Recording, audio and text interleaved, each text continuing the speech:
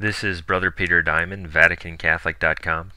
I'm about to play a shocking, amazing clip in which Alex Jones, who claims to be Christian, says he's a mainline fake Christian. Until recently, I almost never listened to the Alex Jones show or any part of it. Somewhat recently, however, I began to listen to parts of his show on occasion as part of recreation.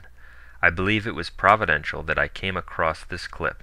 It is from the Alex Jones Show, Infowars.com, PrisonPlanet.com, PrisonPlanet.tv, April 28, 2009. To our knowledge, this has never been brought out before by anyone.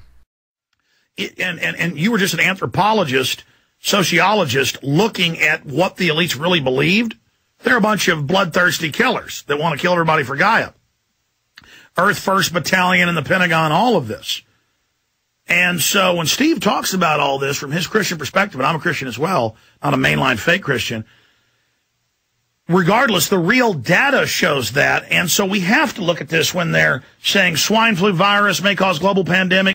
Some might say that he made a speaking error, which everyone makes. It's true that everyone makes speaking errors, but we believe that this was God's way of having Alex unwittingly, in other words, without realizing it, declare what he really is, which is, sadly, a mainline fake Christian. We would like to say that we like a lot of what Alex Jones has to say on secular issues and news, and in regard to exposing the New World Order. We agree with him on almost all issues in the fight against the New World Order. In other words, non-religious issues. We have linked to him many times.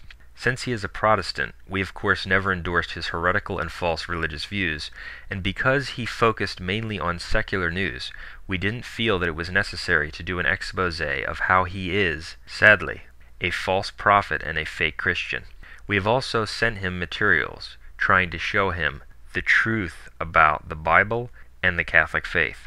We also didn't want to have to do such an expose of him, because he is doing a lot of good in terms of the secular arena.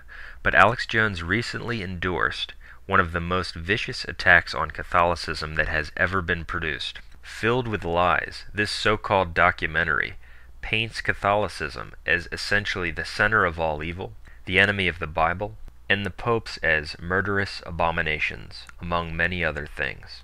Alex Jones promoted this and recommended everyone to get it, thus expressing his actual views. He thus deserves to be exposed in detail for what he is, sadly, a false prophet and a fake Christian.